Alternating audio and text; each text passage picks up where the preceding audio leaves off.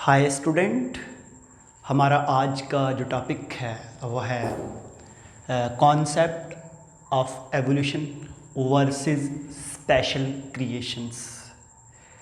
Student, यहाँ पे बहुत इंटरेस्टिंग चीज़ जो मैं आपके साथ डिस्कस करना जा रहा हूँ। मैंने जो चैप्टर जब स्टार्ट किया ना एवोल्यूशन का, तो उसमें मैंने बताया था कि according to evolutionary history, according to Balaji, जो होमो सैपियंस है, जो इंसान है, ये मंकी से बना। तो बहुत से स्टूडेंट ने मुझे उस पर क्वेश्चंस किए। ठीक है, तो आज का जो टॉपिक है ना, वो हमने दोनों पॉइंट्स को डिस्कस करना है। स्पेशल क्रिएशंस को, कि तमाम चीज़ों को अल्लाह ताला ने पैदा किया, और एवोल्यूशनिस्ट को। ठीक है, तो जब भी आप बात करते हैं हमारे पास concept of evolution versus special creations, तो इसके बारे में स्टूडेंट हमारे पास टू स्कूल ऑफ थाट्स हैं।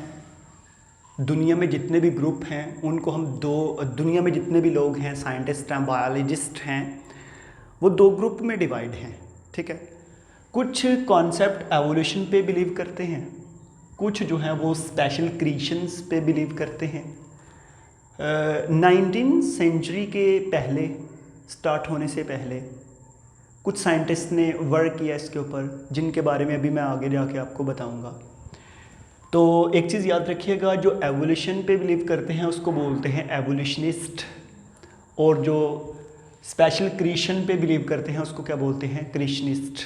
ठीक है, अब यहाँ पे एक चीज़ याद रखें, जो एवोल्यूशन वाले साइंटिस्ट है ना, वो कहते हैं कि दुनिया की तमाम चीज़ें नेचुरल सिलेक्शन के ज़रिए बनी। ठीक है, मतलब कि ये जितने भी आपको स्पीशीज़ नज़र आती हैं, ये सारी एज सच एक ही टाइम में नहीं बने। वक्त के साथ जो है इनके अंदर एवोल्यूशन हुआ, वक्त के साथ ये बनी। मतलब एक ऑर्गेनिज्म जो है वो दूसरे में कन्वर्ट हुआ, वो जो है वो आगे कन्वर्ट हो गया इन्वायरमेंटल फैक्टर की वजह से। जो इन्वायरमेंट चेंज होता गया स्पीशीज़ के अंदर जो है वो नेचुरल सिलेक्शन आई। ये नेचुरल सिलेक्शन के ऊपर पूरा एक लेक्चर भी हम देंगे। उसके बाद ये है कि उन बॉडी के वो पार्ट जो सिलेक्ट होते हैं, स्पीशीज़ वो राइज कर जाती हैं।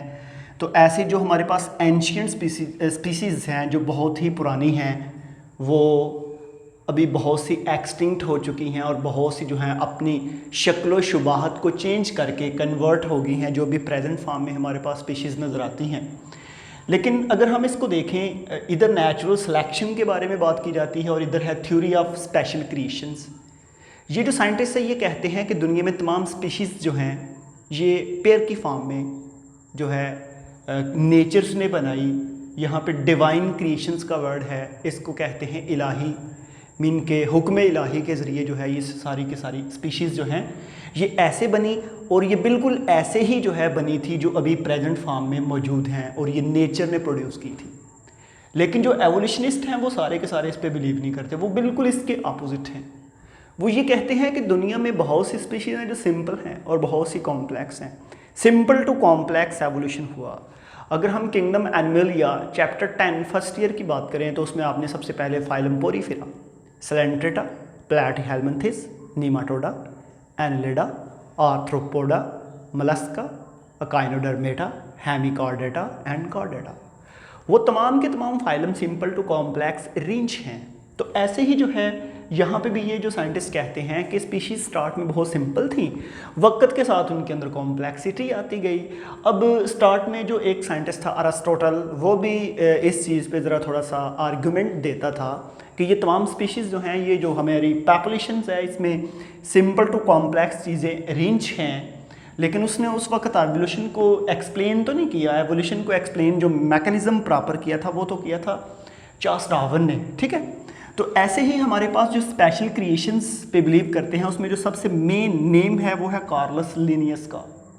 जब ये जो स्टार्ट हुआ, जब टू स्कूल ऑफ थाट्स आपस में टकराई, इन्होंने आपस में डिफरेंट कमेंट्स दिए, तो उसमें जो है कार्लस लिनियस जो है इसने बहुत जो है इसके अपोज किया इसको। उसके अलावा कार्लस लिनियस कहता था कि ये सारी की सारी डिवाइन क्रिएशंस है, not natural selection and the change from one form to another form with the passage of time due to environmental factor. No, it's a totally wrong, because each species are produced in special creations and special forms those form are also present in present days. Okay, तो student हमारे पास जो है Charles Darwin जो था, इसने first time evolution का concept explain किया।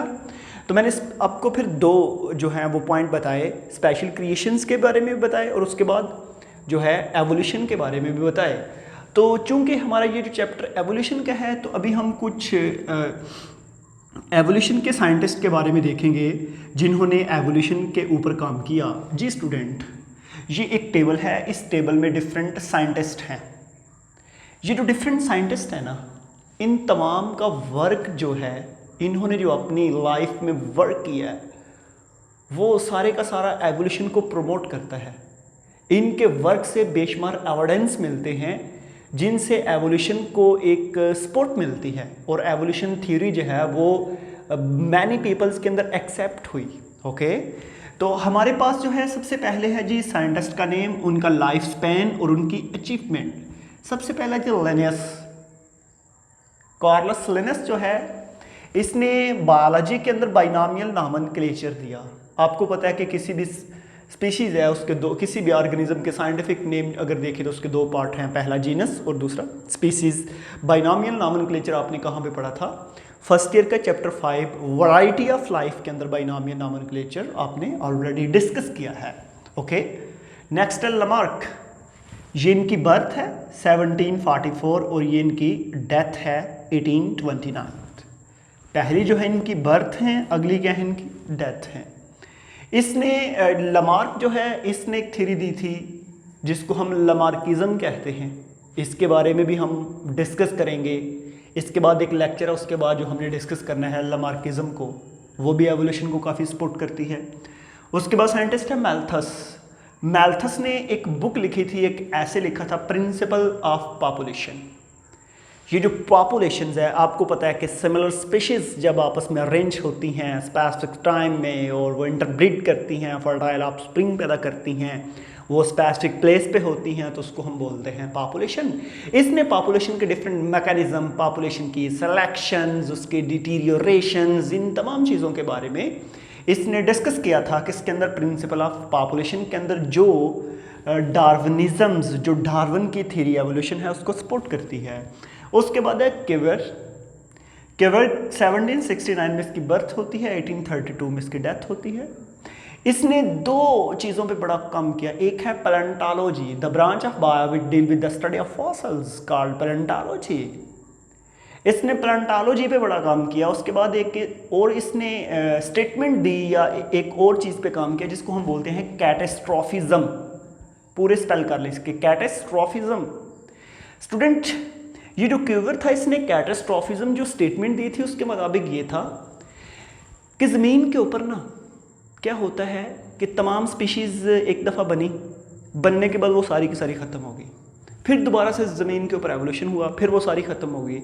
इस तरह जिस तरह हम नोहा फ्लड की, हज़रत नूह का जो फ्लड है उसकी एग्जाम्पल वगैरह भी पुट करते हैं, तो इसको हम कैटेस्ट्रॉफिज्म कहते हैं कि अर्थ के ऊपर स्पीशीज़ बनी और वक्त के साथ फिर सारी की सारी ख़त्म हो गई, वो फॉसिल्स की फॉर्म में चली गई, फिर दोबारा से नई ज़िंदगी का आगाज़ हुआ।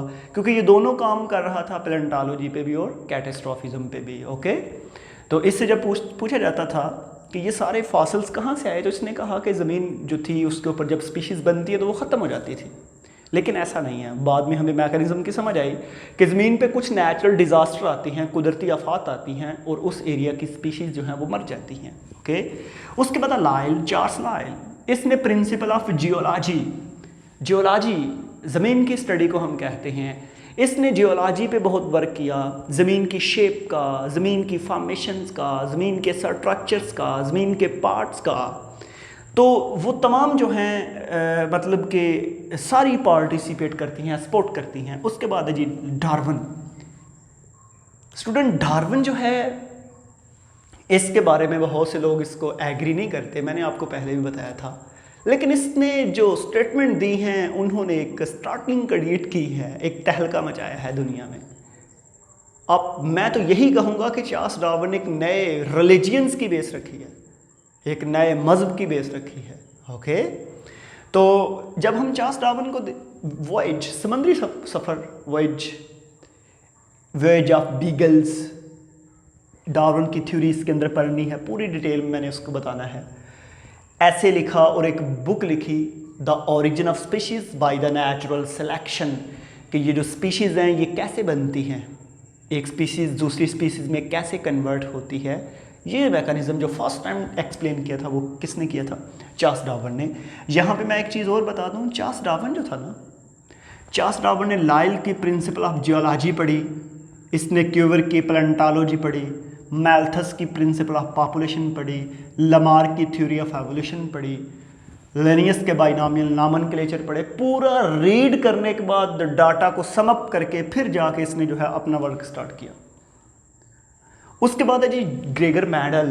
आपको 22 चैप्टर में ग्रेगर मेंडल के बारे में बहुत डिटेल में पढ़ के आए हैं कि 1822 में इसकी बर्थ होती है, 1884 में इसकी डेथ होती है, 1866 में 2 laws of segregation as well as independent assortment, 2 laws देता है। ठीक है, तो इसने जेनेटिक्स पे वर्क किया। उसके बाद है Wallace, Alfred Russel Wallace. Alfred Russel Wallace जो है इसने भी एवोल्यूशन पे काम किया। Sent his theory to Darwin, इसने जो काम किया वो काम इसने डार्विन को सेंड किया, अपना वर्क डार्विन को सेंड किया। और फिर कहा यह जाता है कि डार्विन ने इसके कुछ काम जो है चुराया, या मतलब कि इससे भी कुछ इस्तेफादा हासिल किया। फिर उसने डार्विन ने अपना वर्क स्टार्ट किया। तो यहाँ पे एक क्वेश्चन आपके जहन में आया होगा कि सर जब आपने 2 स्कूल ऑफ थॉट स्टार्ट की, वहाँ तो आपने बताया जी कार्लस लिनियस जो है वो तो स्पेशल क्रिएशन पे बिलीव करता था। तो यहाँ तो आपने लिखा है कि जी कार्लस लिनियस की जो स्टेटमेंट है, जो वर्क है, वो डार्विन के काम को सपोर्ट करता है। तो ये तो अपोजिट हो जाएगा। नो स्टूडेंट, बात इस तरह है कि इसने जो बाइनोमियल नॉमेनक्लेचर दिया ना, आपने अगर पढ़ा हो तो आपको पता है कि सिमिलर स्पीशीज़ एक जीनस में, सिमिलर जेनरा एक फैमिली में, फैमिली ऑर्डर, ऑर्डर सारे क्लास, क्लास फाइलम और फाइलम किंगडम के अंदर। ये जो इसने बाइनोमियल नॉमेनक्लेचर दिया था, आफ्टर 1 सेंचुरी उसकी डेथ के बाद जो डार्विन की स्टेटमेंट थी, डार्विन की स्टेटमेंट को एक्सप्लेन करती है। बाइनोमियल नॉमेनक्लेचर बेसिकली इसी चीज़ पे एक्सप्लेन करता है कि मतलब कि चीज़ें ऑर्डर में अरेंज करें तो एवोल्यूशन के प्रूफ मिलते हैं उससे हमें। ओके, तो इस तरह जो है ये उसने, ये जो डार्विन था, क्योंकि उस दौर में कार्लस लिनियस जो था इसने बड़ा इसको अपोज किया और उसने कहा जी I don't believe on evolutions. But Darwin ने कहा भाई आपका जो वर्क है वो तो फोकल पॉइंट है एवोल्यूशन का, उसी से तो हमें एवोल्यूशन का कॉन्सेप्ट मिलता है। तो स्टूडेंट फिर हमारे पास जो है आज हमने डिफरेंट साइंटिस्ट को इंट्रोडक्शन किया, मैंने इन तमाम की डिटेल पढ़ानी है।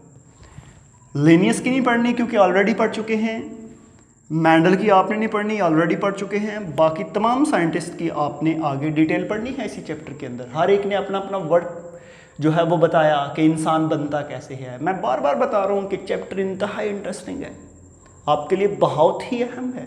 आप इसका एक एक लेक्चर सुनिएगा और उसको मेमोराइज कीजिएगा। स्टूडेंट आज हम अपना टॉपिक यहाँ पे कंप्लीट करते हैं, हम मिलेंगे एक नेक्स्ट वीडियो में। आज के लिए थैंक यू।